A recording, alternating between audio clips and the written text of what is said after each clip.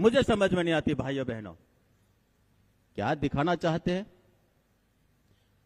एक अलग अलग प्रकार का स्टेटस बनाते हैं।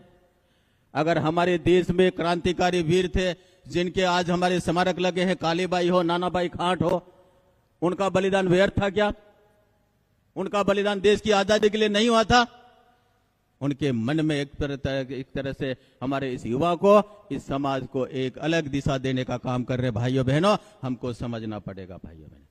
पिछली बार एक बार और यही कहा था कि हमारे भाइयों को, हमारे आदिवासी समाज को हमारी विरासत से अलग हो, उसके लिए उन्होंने कहा था कि हमको, हमारी माता बहनों को मंगलसूत्र नहीं पहनना चाहिए, हमारी माताओं बहनों को बिंदी नहीं लगानी चाहिए।